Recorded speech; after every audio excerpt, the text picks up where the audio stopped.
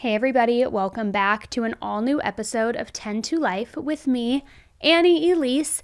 I hope you guys are having a good day. I'm like super cozy right now. I've got my members club little pullover. It's from this really cute online store called, what is it called? L&M. It's embroidered. I don't know. It's really soft and cozy. But anyways, you don't give a shit about what I'm wearing today, right? That's not why you're here. Hi.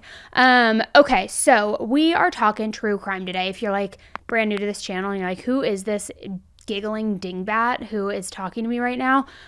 I said giggling dingbat because somebody left that as a review recently, so it's like stuck in my head. I haven't been called a dingbat since I was 10 years old, but okay.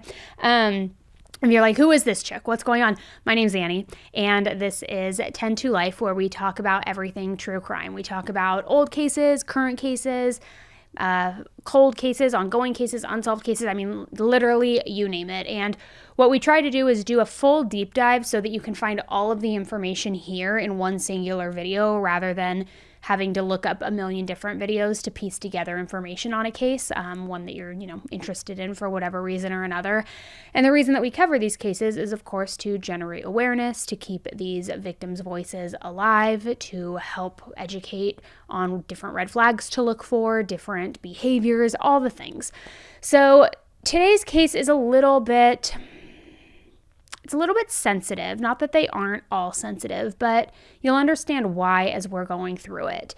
So I feel like it's only natural to want to be loved and accepted, right? I know, that's how I feel. It doesn't matter who you are. I mean, on some level, you want people to like you for who you are, and I don't think that there's anything wrong with that. Not at all.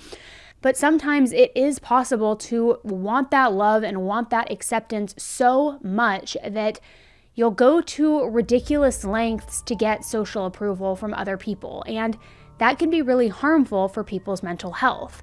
They might find themselves in a sticky situation, or even worse. So today's story is the one of a young girl who, more than anything, just wanted to be liked by her peers. She wanted to fit in with the in crowd. But the people that she tried the hardest to impress were some of the ones who were actually actively working to destroy her. So guys, let's get right into it.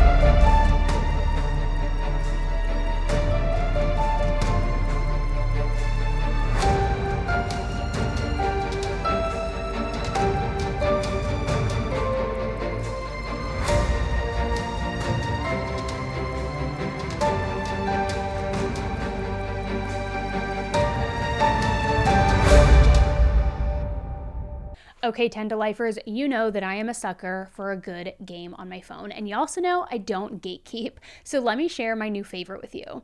Two Dots is a puzzle game that has my three favorite things. It's challenging, it's relaxing, and it's aesthetically pleasing. I mean, honestly, seriously, look at these color schemes and this relaxing music.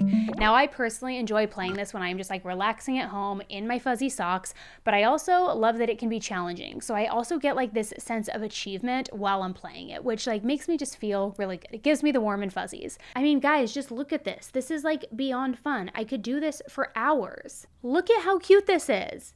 Now, Two Dots also has weekly event-like scavenger hunts and treasure hunts, where you have to find hidden items and unlock all these different levels, which I know all of you sleuths will be great at. Now, like I said, I don't gatekeep, but I'm also not the only one who loves this game, because it has over 115 million downloads globally, and it's now celebrating its 10-year anniversary with exclusive in-game events.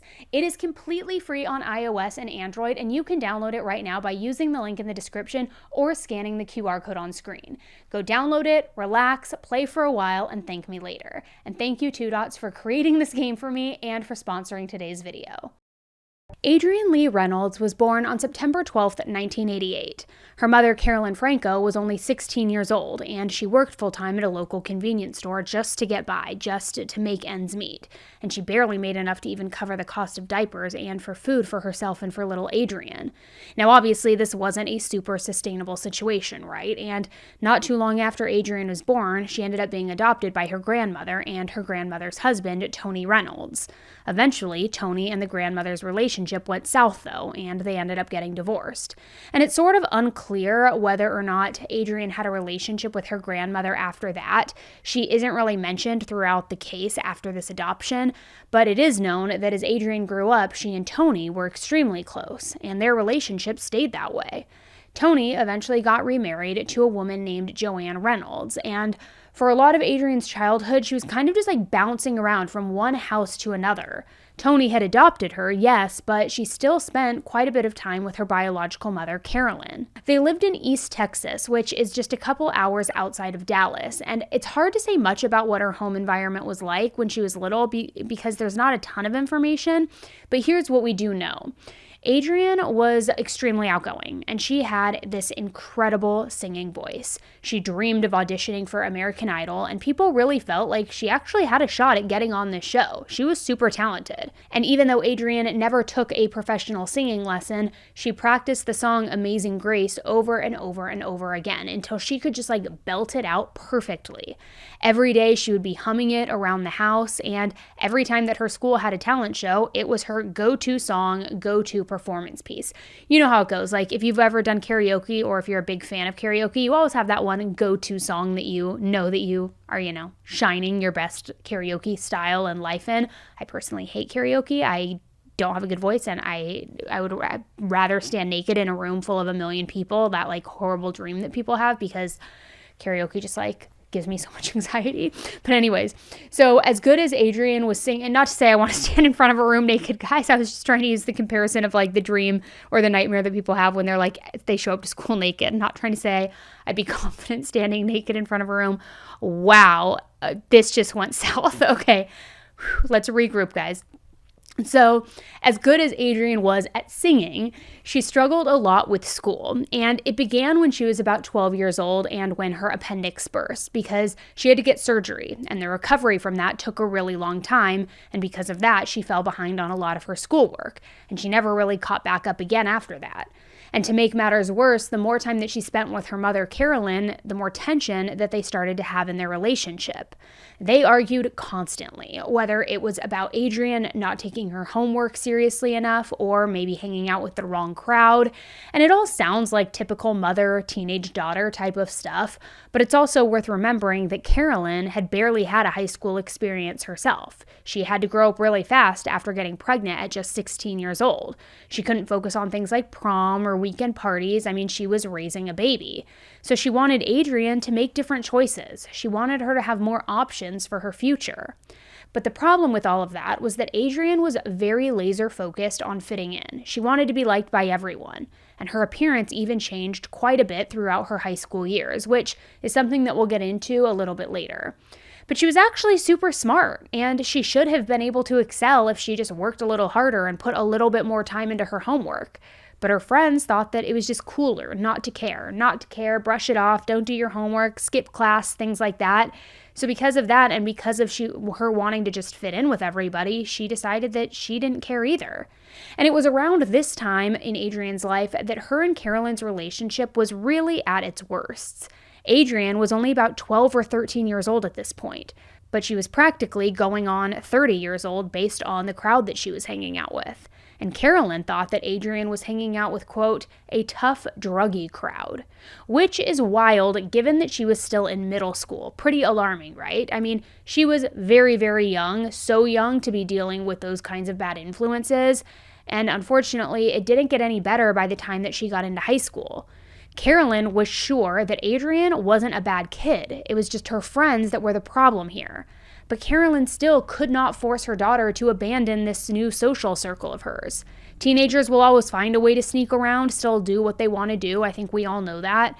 So Carolyn ended up calling Adrianne's adoptive father, Tony, asking for advice. What can I do? What's happening here? I'm at my wit's end. I just want to protect her. Now remember, Tony used to be married to Carolyn's mom, and he had also helped raise Adrianne for quite a while before she went to finally go live with her mother. And anyway, after a long conversation, Carolyn and Tony agreed on a plan.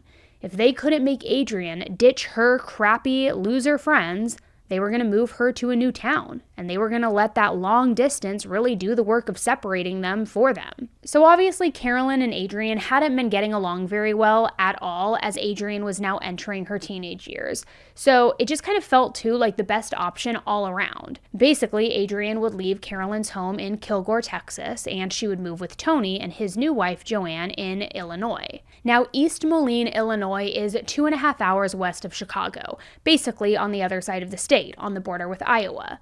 It's a smaller city, but it's part of the Quad Cities, so it's not some small town rural situation.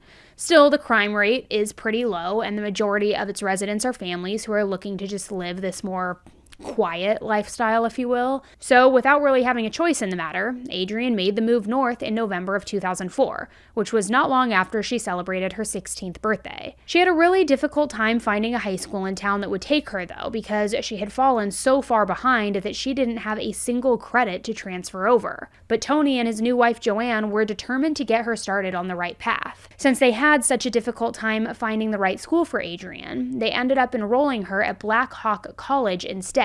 And I know that it sounds weird to skip from high school to college, especially when you're struggling, but Black Hawk had this program that was designed for more troubled or alternative high school students who wanted to earn their GED. There were only 80 students in the program, so Tony and Joanne really hoped that Adrianne would do well here, all thanks to these small class sizes. I mean, she would get more attention from her teachers, maybe she'd be able to focus more, and at first this seemed like the perfect plan for her. She got a job at a local fast food restaurant called Checkers, and she worked really hard there. But school was another story. I mean, she was still dropping the ball. And it may have been because, once again, it just did not take long for Adrianne to fall in with the wrong crowd. And pretty much as soon as Adrianne started her first class, she had her eyes set on becoming friends with a girl named Sarah Kolb. Now, Sarah was clearly super popular, and that might have been why she seemed so appealing to Adrianne. When you think about the most popular girl in school, you probably think of somebody like Regina George, or someone from like one of these big movies, the blonde girl wearing the heels, the mini skirt to school, like super high femme, all of these things. But this story is no typical Mean Girls situation.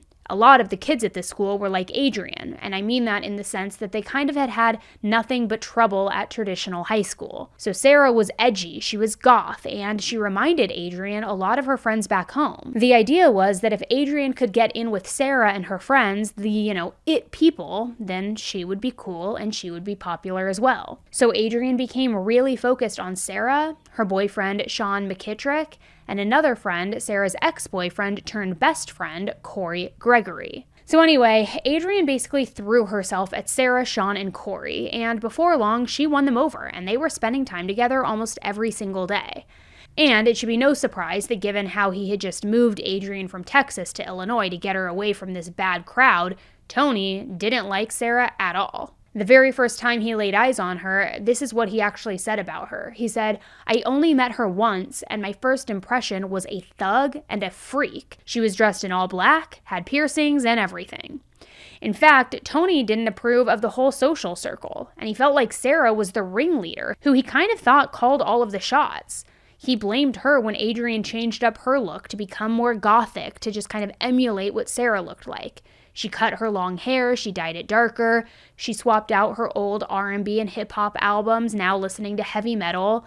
She even wore a whole new wardrobe, which consisted of all black. So definitely a more grungy and gothic style than what you see in some of her pictures from when she was younger. Now, I don't want to make it sound like there's anything wrong with wearing black or listening to metal. I personally usually only wear black, and I definitely went through like my screamo phase in high school, like Poison the Well, Avenged Sevenfold, like those kinds of bands. If you know, you know. But Tony did not approve of any of this. Still, as much as Tony was not a fan of Adrianne's new friends, he couldn't deny that she was doing a little better here than she had been doing in Texas. Not massively better to where she was going to be getting these straight A's or winning academic awards or anything, but noticeably better. So at the very least, he and his wife thought that Adrianne was on track to at least earn her GED. And the hope was that once she was done with high school, she'd move on to the next phase of her life, and then she would forget all about Sarah, all about the rest of that crowd, and just move forward. Needless to say, though, that didn't work. And literally just 2 months after Adrianne arrived in East Moline, all hell broke loose. See, Adrianne was discovering more about her sexuality. Specifically, she was starting to realize that she was bisexual. And it turned out that she was interested in Sarah as more than just a friend. Now, by this point, they already had a habit of passing notes in class, where they would just talk about their favorite bands, things like that. But now, these notes, they were becoming more sexually charged. Like how one time Adrianne asked Sarah, "What's the most that you've done with a girl?" Are you bisexual or straight lesbian? As it turned out, Sarah was also attracted to both boys and girls. And even though she was dating Sean, who was very much a big part of their friend group, she was also into Adrianne. Now, I have to say, I'm not super 100% clear on what happened between them after that. It really depends on who you ask. Whether Sarah and Adrianne ever hooked up or got together, or if it was just one of those situations where they were flirty but nothing really ever came of it. But from what I can tell, it does sound like, at the very least, Sarah liked that Adrianne was giving her all of this attention. She liked feeling like she was wanted. But it's really anybody's guess if anything more ever came out of it. I also think it's important to note that there seems to be a little bit of denial on Tony's part about the maybe, maybe not relationship between Adrianne and Sarah. Tony said that he had no idea that Adrianne was bisexual, and then later told the media that Adrianne and Sarah, quote, never got together. He actually said, quote, I think Sarah might have said, well, I'm bi, or something like that, and I would think that Adrianne would say, I am too, but the two of them never got together. So either way, whatever was going on with Adrianne and Sarah, Sarah was also still dating Sean. And remember, the other person in the mix in this friend group was Corey, who was Sarah's ex. So you've kind of got like this love triangle, like a love quadrangle. Is that the word? Quadrangle? I think that's a shape. I don't know, guys. I swear I got my GED, but you know what I'm talking about. It's like very, very complicated. You got four sides happening here. Now keep in mind, Adrianne had only known these people for a month at this point. So now it's December, and one night the whole group went to a house party where Adrianne was just openly flirting and talking to different guys. And that made Sarah jealous, and she kind of just decided to give Adrianne the cold shoulder about it. Afterwards, Sarah found out that Adrianne had actually slept with one of these guys at the party too, and she absolutely lost it. The two of them got into a huge argument. Sarah called her a slut, she called her a whore. Adrianne was begging Sarah to forgive her, but the night after the party and after that argument, she slept with a different guy. Now, Sarah was already jealous and mad that Adrianne had given one guy her attention, but then, after learning that there had been two different guys within 24 hours, for Sarah, it was the last straw. It became this constant back and forth between them, with Adrianne calling Sarah to apologize, to beg for forgiveness, and then Sarah answering the phone, then screaming at her, then hanging up, which you would think would be a sign to Adrianne that maybe the friendship was over, right? And it's worth remembering, again, she had only moved to town a few weeks before this. It's not like she and Sarah had known each other for this super long amount of time. Definitely not. Except Adrianne wasn't willing to let this go. Sarah had already become too important to her. She kept trying to reach out, trying to mend things, and eventually Sarah just started screening her calls. She wouldn't even answer them when Adrianne's name popped up on the caller ID. Now, since the phone wasn't a reliable way to get a hold of Sarah, Adrianne decided to go old school, and she began writing her letters. On December 15th, she wrote, "How come you don't talk to me?" Then a couple of weeks went by, and Sarah didn't write back or give her a call. So Adrianne wrote her again, this time on December 30th. And this time, she accused Sarah of trying to get out of being her friend. Long story short, it was a ton of drama and a ton of hurt feelings. But Tony and Joanne didn't know how important it was to Adrianne. I think that they had a little bit of a sense that Adrianne and Sarah weren't getting along. It wasn't too hard to notice that they weren't hanging out all of the time like they used to. But when they asked Adrianne what's going on, what happened, she gave this kind of non-answer about how Sarah was bad-mouthing her. She also kind of brushed it off like it was no big deal, just typical high school drama, which we've all been there, right? We all know that it happens. Except at one point, Adrianne's story changed when they asked her about it again. Now, she said that she was scared of Sarah. She said that Sarah was always yelling at her and always making her cry, and that at one point, Sarah even told Adrianne that she should kill herself. She should take her own life. They still weren't talking much, but it did sound like there were still words being exchanged, either somehow over the phone or maybe around school, something like that. And here's where things get a little bit odd. Even though Adrianne said that she was upset and hurt by the way that Sarah was talking to her, she kept writing her letters. In January, she sent one that said, "I wanted a chance for us to start over again, to at least be friends."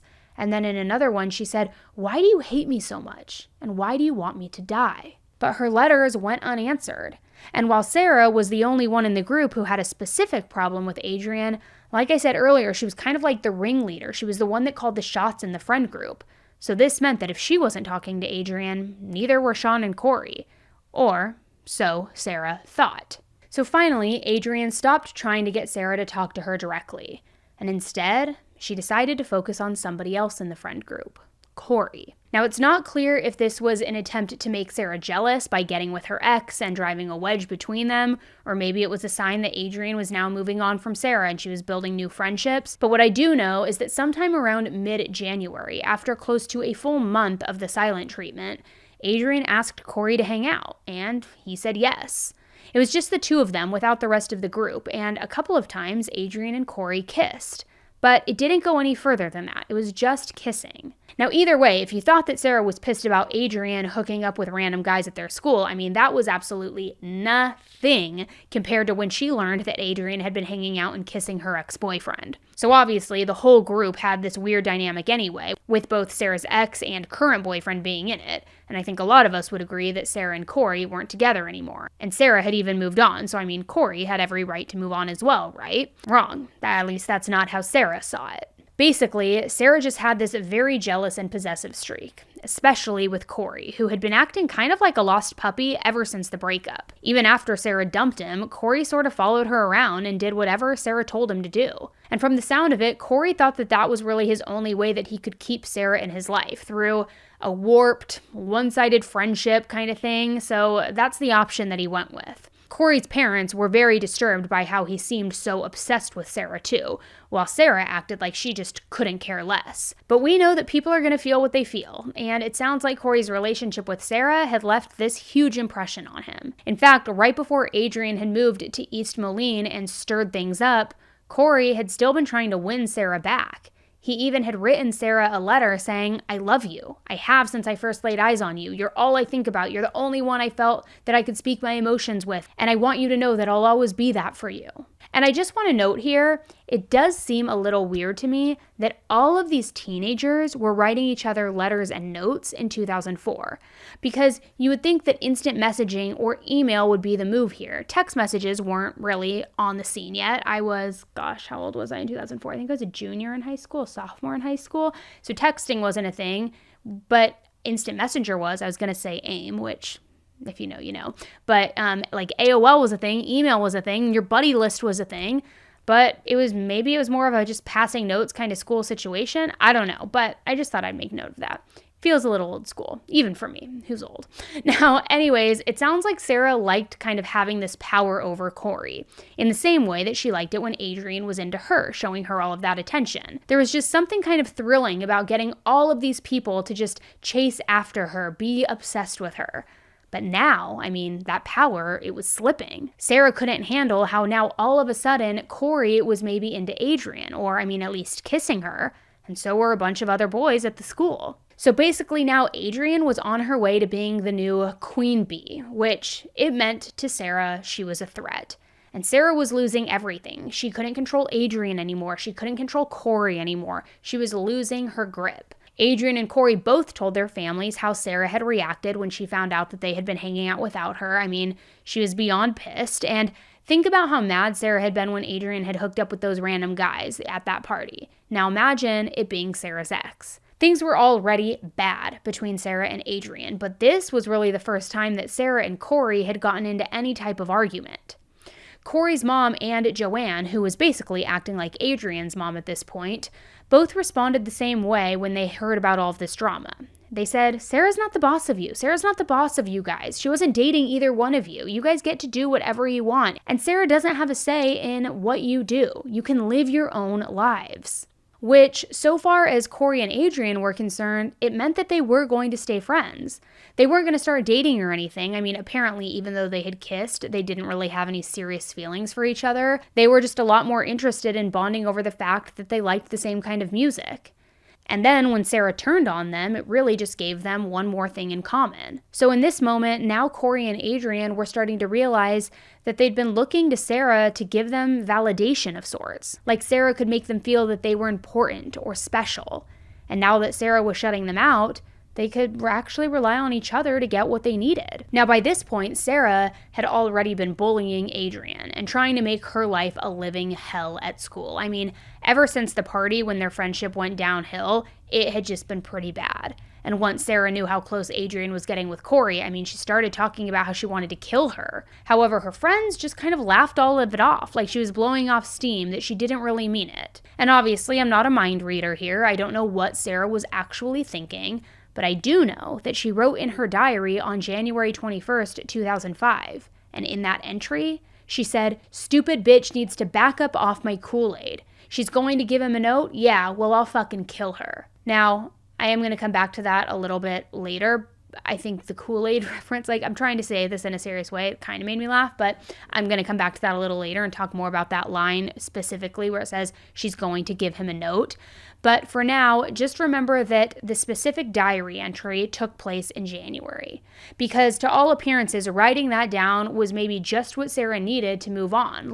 Once she got all of that negativity off of her chest, she wrote it down in her burn book, she could get back to living her life. And on that same day, literally the same day on January 21st, the day of the diary entry, Sarah decided that she was done with the silent treatment. She actually invited Adrianne and Corey to go to Taco Bell with her and Sean, just like everything was right back to normal again. Old times, let's all get together. Now, Adrianne was, of course, thrilled. It was like all of those weeks of trying to make up with Sarah had finally paid off. They were all together again. They were mending the friendship. Sounds like a happy ending. Everybody's going to be friends, right? Wrong. Because that night, Adrianne didn't come home. She was supposed to pick up a shift at Checkers, and she was usually pretty reliable about her work, even if she wasn't as responsible in other parts of her life. Most of the time, if she was working during the evening, she'd come home right after school. She would then change into her uniform, head over to Checkers, except that didn't happen on the 21st. And Tony and Joanne immediately flagged that as odd. Their first thought was that maybe there had been some sort of miscommunication, some sort of issue there. So they hopped in the car and they drove to Adrianne's work. But when they got there, the manager told them that Adrianne was scheduled to work that night and hadn't showed up at all. So from there, Tony and Joanne's next move was to report Adrianne as missing. It was 8 p.m. on the night of the 21st, and they did everything right in terms of trying to find her and then going to the police right away. But unfortunately, the detectives still didn't really take them particularly seriously in all of this. Instead, they just jumped right to the conclusion that Adrianne must have run away. After all, she had just moved across several states to get a fresh start. And since she had come to Illinois, she had gotten super into goth clothing. She had been fighting with her friends. It was almost too easy for the police to write Adrianne off as this troubled, impulsive teen whose disappearance didn't need to be taken seriously. She must have just ran away. But Tony and Joanne, they didn't buy it. Sure, there had been some tension at home, but it's not like there had been any massive fights. Adrianne had never said anything about wanting to leave. Plus, nothing was missing from her bedroom. If she had taken off on her own, why didn't she pack a fresh change of clothes or anything like that, any belongings? She hadn't even picked up her last paycheck. It was still at Checkers. And you would think that if Adrianne really did want to just run away, run off, get off the grid, she'd want some cash with her, right? So why not bring your paycheck? And I just find it so interesting because a lot of the time police do jump to this runaway theory, but if the math ain't mathin', and if they're not taking any personal belongings with them, money that they have access to, probably not. So the police may not have been fully convinced, but ultimately they were willing to look deeper into Adrianne's disappearance, even if it was just to prove her parents wrong. And then when Tony and Joanne were asked who they thought would even want to hurt Adrianne, they both immediately thought of one person, and one person only, Sarah. Now, they didn't know the full story of everything that went down between the girls, so it's not that they even necessarily believed that Sarah would want to hurt their daughter. All they knew was that there was pretty much constant drama since they first met back in November, which seemed like a lot, even to them. And keep in mind that Joanne and Tony had no idea that Sarah and Adrianne had made up on the day that she went missing. Since Adrianne never came home from school, she hadn't had the chance to fill them in on them mending the fences, them mending things, them going to Taco Bell together. So they were like, the only person she even has beef with is Sarah. They didn't know about the reconciliation. Instead, the police learned about it when they started talking to Adrianne's friends from school. Lots of people at school said that Adrianne went to lunch with Sarah, Corey, and another boy, who was later identified as Sean. And everybody also agreed that Adrianne didn't come back to school after lunch. So then the investigators called Sarah in. They wanted to get her side of the story. And she confirmed that, yeah, they did all go out to lunch. and after they were done eating, Adrianne asked for a ride home. But instead of driving her back to her house, they apparently dropped her off at a McDonald's, which was right across the street from where she lived. This was because Tony had really strict rules about Adrianne hanging out with boys, and they didn't want to risk him seeing her in a car with Sean and Corey. And Sarah said that she thought it was about noon when they pulled away, but remember, it's not like they were in a typical high school. It was a GED program at a college. So it's not like Adrianne had to get back to campus right away or anything. So based on Sarah's statement, the police decided that the problem was Tony. There are some parents out there who are just way too strict. And it wasn't that hard to believe that Tony's rules about hanging out with boys and everything else might have driven Adrianne to run away. Maybe that was the catalyst in all of this. Except Tony insisted that none of that made any sense. Even though he was adamantly very strict about boys, he knew that Adrianne had no reason to hide her lunch trip with Corey and Sean that day. I mean, he wouldn't have been home to even see her get out of the car, and Adrianne would have known that. See, Tony was a truck driver, and the night before Adrianne went missing, he told her goodnight, that he loved her, and also added in that he wasn't going to see her until the next night. He had to be up at 4 a.m. for a shift that was going to take all day. So even if Adrianne felt like she had to hide the fact that she was hanging out with Sean and Corey, she wouldn't have had to make this elaborate plan to get dropped off at McDonald's that day. Especially because Joanne worked during the day too, so she wouldn't have been able to spot them either. And sure, it is possible that Adrianne just forgot all of that when she got dropped off, but just enough of Sarah's statement wasn't adding up here. And it seemed like it was worth taking a closer look at her, especially since once you add in that she all of a sudden, out of the blue, seemed to conveniently forgive Adrianne right before she disappeared. Even Sarah's friends thought that it was pretty weird. Sarah told the police that they had made up, but everybody else said that pretty much right up until the instant that they all went to lunch, Sarah had still seemed very angry at Adrianne. She even threatened her and made some rude comments about her that same morning. So the detectives straight up asked Sarah, "Do you even like Adrianne?" And shockingly, she told them, "To be honest, no, I don't like her." I'm sorry, what? I mean, girl, that is not a good look. Even if you don't say that to the police when you're being questioned. And I think she sort of realized that because right away she started telling her story all over again. But now some little details were changing this time around. Now she said that before they all went to Taco Bell together, Sarah got into an argument with Adrianne. It was about the same things that they had been fighting about this whole time. Sarah didn't like that Adrianne and Corey were hanging out one-on-one, and Adrianne argued that it wasn't fair for Sarah to hold that against them. She asked if they could just sit down, they could hash everything out, talk it through. So the lunch wasn't a sign that Sarah was actually forgiving Adrianne or that they had made up. It was just more of like the very first baby step on the way to ending this fight that they had been in for weeks. And the problem was that they didn't work anything out at Taco Bell. In fact, according to Sarah, they just kept arguing. And then eventually, things got physical, like they were having a literal fist fight. Now, Sean apparently wanted nothing to do with it, so he got into his car and he left. But Corey stuck around, and Corey saw the entire thing go down. Now, in this version of the story, once the fight was over, the three of them were actually able to have a productive conversation. Like, all that they needed this whole time was to just blow off steam. And then once they began to work things out, Corey and Sarah dropped Adrianne off at McDonald's, just like the original version of the story. So from the sounds of it, Corey should have been able to corroborate Sarah's story, right? Well, you would think. And so that's why the police talked to him next. And he basically did tell them the exact same thing. And when they asked him about the argument, he said, Sarah just kept screaming. She was screaming and then grabbed her hair and started whispering in her ear. And then Sean told her to stop. And she told Sean, if you don't like it, get out of my car. So Sean got out of the car and walked away. So now things are becoming more clear. It's starting to get into focus. The fight is happening inside Sarah's car, in the parking lot of the Taco Bell, not inside of Taco Bell itself. Corey also said that he felt bad that they were fighting over him. But instead of trying to break up the fight or trying to talk some sense into either one of them, he just let it happen. He sat back, smoked a cigarette, and watched it all go down. So again, I've got to think that the police might have been tempted to just kind of let things stand there. They now had two witnesses who said that Adrianne was fine at noon. She got dropped off at McDonald's. Not to mention, they didn't have a whole lot of reason to suspect Corey or Sarah for doing anything nefarious. Neither one of them had ever gotten into any serious trouble before other than just smoking weed. They didn't have any criminal records.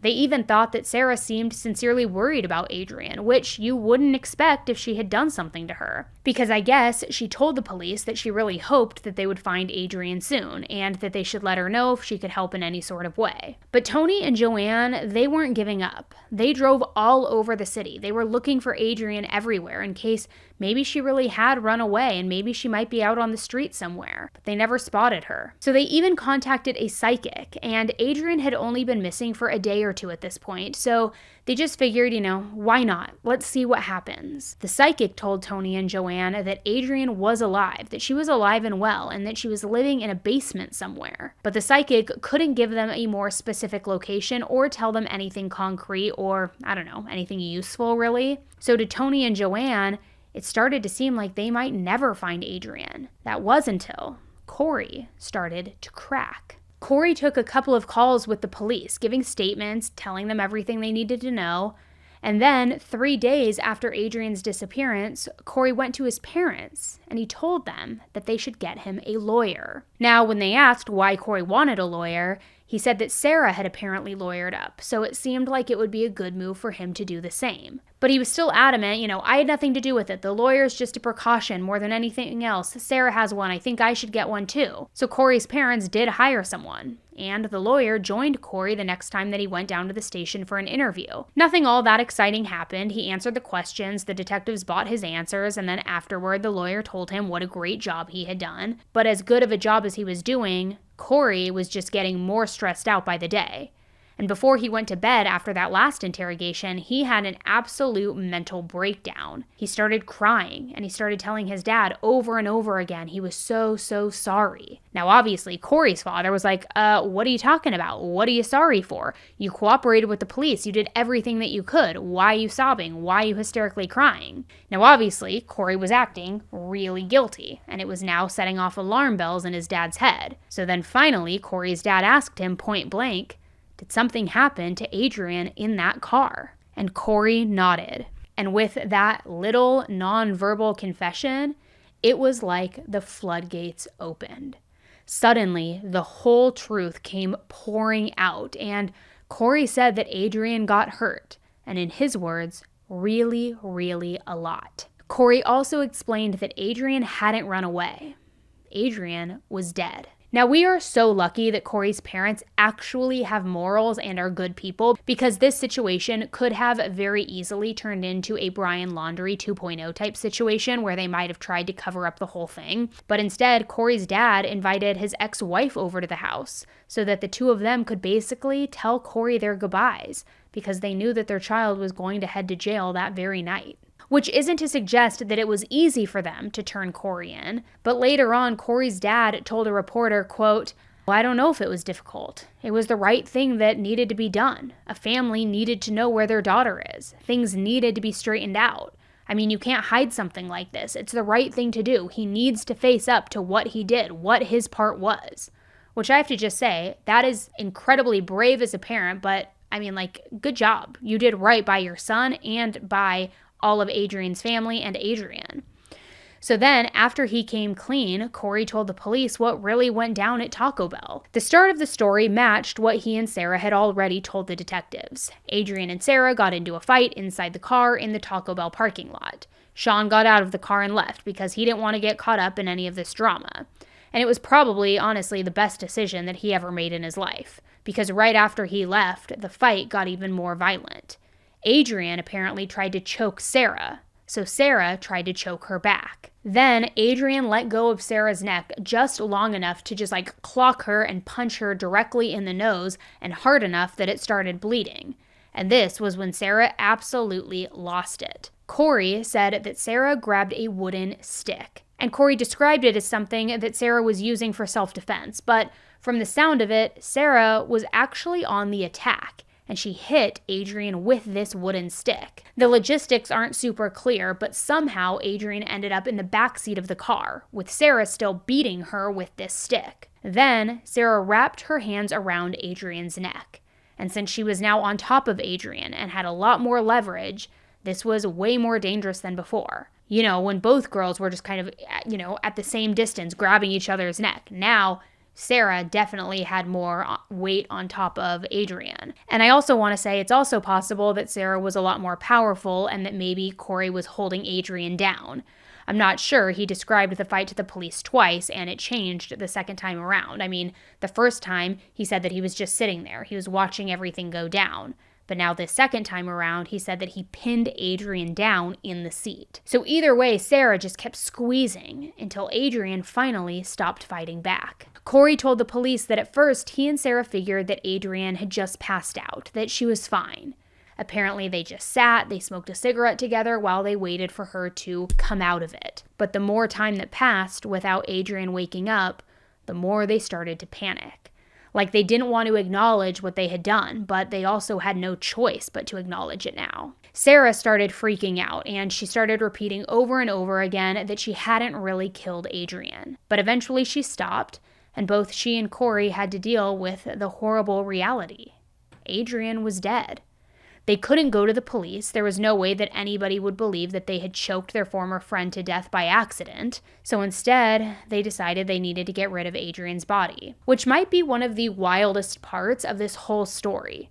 Because Sarah and Corey were parked by a very busy Taco Bell during the lunch rush. So you'd think that there would be a ton of witnesses around, or somebody who saw what was happening, saw something. But apparently the car's windows were so fogged up, and remember, it's January in Illinois. And apparently that's all that it really took for the two of these teens to be able to hide their crime. Somehow, nobody saw Corey and Sarah smoking cigarettes and debating on what they should do next. Nobody thought twice when Corey and Sarah pulled away with Adrianne still dead in the back seat of the car. Now, the two of them were smart enough to know that people would notice if they tried to carry Adrianne out of the seat into the trunk right there in the parking lot. So they decided that instead they were going to head off into this remote area. They were going to tuck Adrianne away out of sight, and then they were going to head towards Sarah's grandparents' house. Her grandparents lived on a remote farm, and apparently Sarah and Corey thought that that was the perfect place to dig a grave for Adrianne. Except the thing that they forgot to think about was the fact that it was January in Illinois, and it was the dead of winter. The ground was completely frozen. So rather than bury Adrianne, instead, Corey and Sarah decided they were going to try to cremate her. And I guess they didn't realize that in a real crematorium, you need extreme heat to completely burn up a body. And it's kind of impossible to get that kind of heat from a little backyard bonfire. But either way, Corey wrapped Adrianne's body up in a tarp, he poured gasoline on it, and they lit it on fire. And I have to say, it's amazing to me that nobody smelled it or saw all of the smoke that came off the body and off of the tarp. I mean, seriously, between that and the Taco Bell parking lot, it was like Corey and Sarah had one stroke of luck after another. Except, like I said before, a bonfire is not a crematorium. So Corey and Sarah stuck around and they waited for Adrianne's body to burn up, but obviously that didn't happen. They realized that it wouldn't be so easy to cover up their crime, though, so now their next plan was to cut up Adrianne's body and dispose of all of the pieces. But that wasn't something that Sarah wanted to handle herself, so she told Corey that he was going to be the one that had to do it. And remember how before I said that Sarah always controlled everything that Corey did? Well, apparently, hacking up a dead body was a step too far for Corey, which finally drew the line right there, which was really an odd place to set a boundary, finally, given that he had already killed a friend and then tried to both burn and bury the body. But since neither one of them was willing to take this next step, not do this dismemberment on their former friend, Sarah called up a guy named Nate Gothic, possibly one of the most random people that she could have thought of.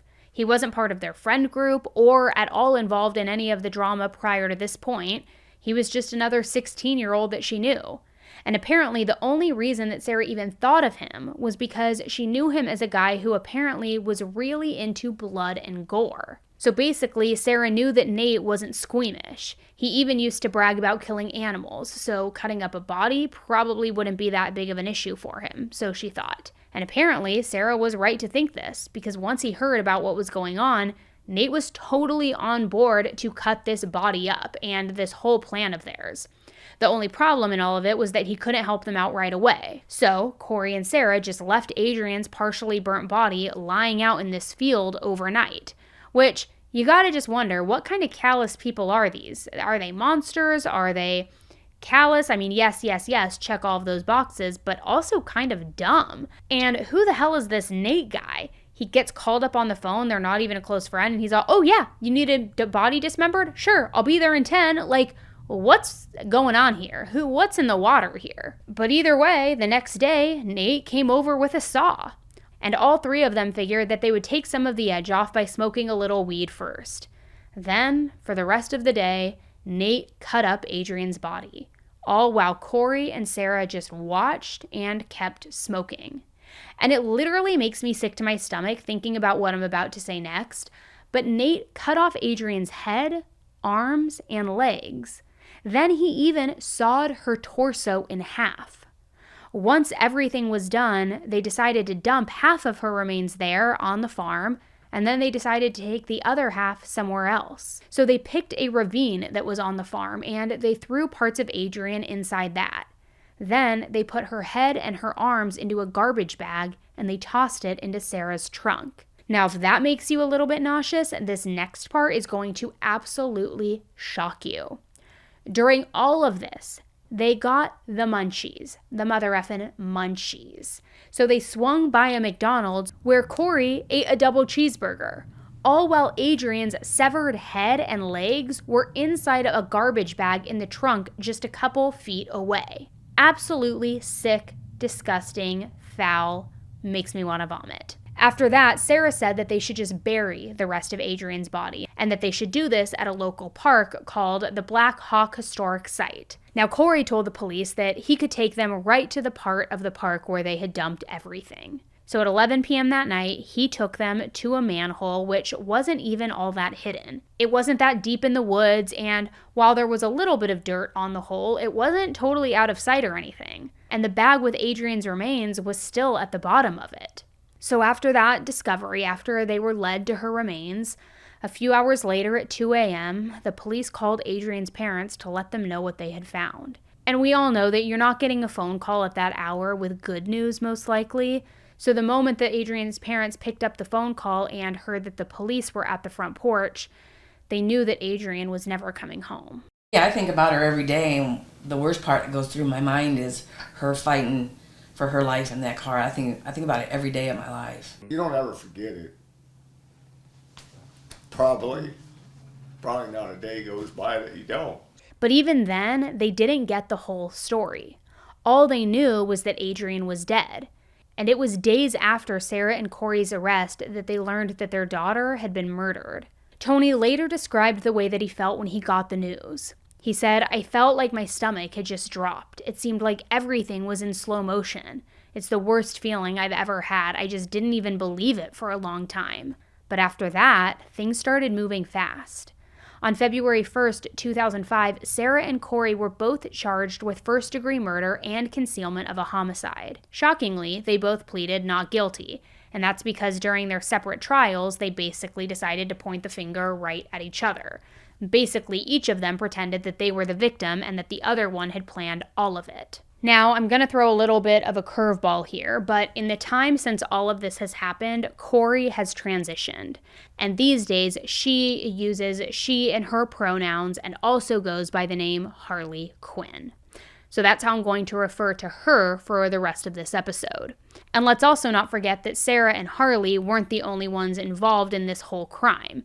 Nate, the guy who did all of the bloody, dirty work, was also arrested. This was after his grandmother found a bloody saw hidden in a backpack in their basement, and then she turned it into the police. He was charged with concealment, and he pleaded guilty. During Sarah's trial, she actually took the stand in her own defense and claimed that she and Adrianne had gotten into a fight in the car at Taco Bell, but then Harley took off her belt and strangled Adrianne to death.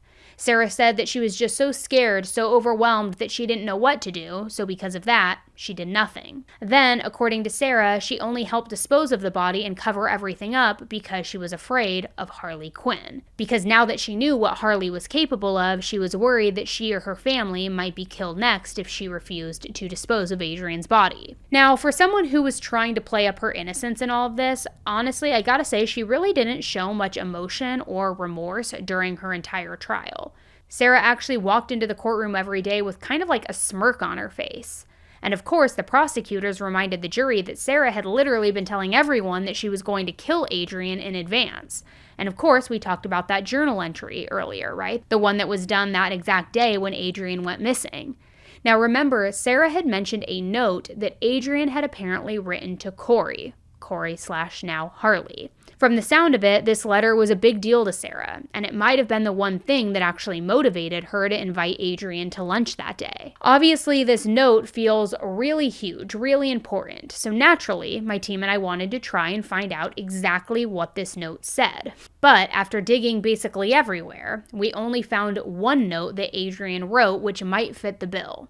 The problem is, we don't know if it was actually written to Corey Harley. It wasn't addressed to anyone in particular, and it was dated back from December 4th, meaning it was from almost 2 months before Sarah wrote that diary entry. So I'm not sure if it's the one that Sarah was writing about or not. All I know is that Adrianne wrote this letter asking someone if they liked her, and if so, in what way.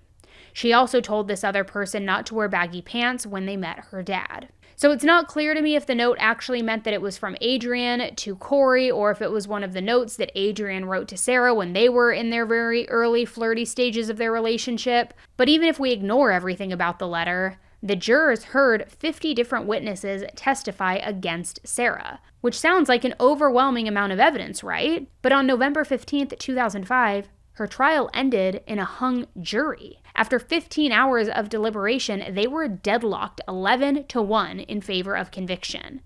And I cannot imagine how Adrianne's family felt at that moment. It must have seemed hopeless. They went through this whole long process and it didn't even end up with a conviction. But they did get another shot at a guilty verdict a few months later on February 9th, 2006. That's when Sarah got her retrial. It more or less played out a lot like the last one, with both sides presenting the exact same evidence, with just one exception here. For whatever reason, the defense decided not to let Sarah take the stand this time. And I guess the jury didn't find her story persuasive enough now that they weren't hearing it from her exact mouth, her excuses directly from her, because they found her guilty. And she was sentenced to 53 years in prison. And then, I guess once Harley heard about what happened with Sarah, she realized that it was pointless to try and convince anybody that she was innocent. So she updated her plea to guilty, and she got 45 years. But still, to this day, she insists that she did not kill Adrianne. She says that she just helped get rid of the body afterward. Now, as for Nate, the one who helped chop up Adrianne's remains, he was only sentenced to 5 years. 5 years, and he only ended up serving 4 years before he was released. However, I will say this, karma did catch up to him though, because not long after he got out, he ended up dying in a motorcycle accident at just 23 years old. So, I mean, at least you don't have to worry about bumping into somebody who's capable of dismembering somebody at a local Whole Foods or what have you. I don't know, one less monster on the street if you ask me. Now, as far as Harley and Sarah go, Harley ended up releasing a book in 2022, which was almost 2 decades after the murder. She wrote it while she was in prison, and it's called Cigarette Daydreams. The plot has absolutely nothing to do with Adrianne's death. I mean, thank God, it's just a random fiction novel, but still. A year after that, Sarah filed an appeal saying that her long sentence was unconstitutional, given that she was a minor at the time that she committed this crime. A judge denied it, but Harley tried a similar tactic and even took the stand in the appeals hearing. If I could give my life, I would. I'm sorry, I know it doesn't make a difference. I know you will never forgive me, and I would never ask for it because I do not deserve your forgiveness. And every single day, I wish I could bring her back.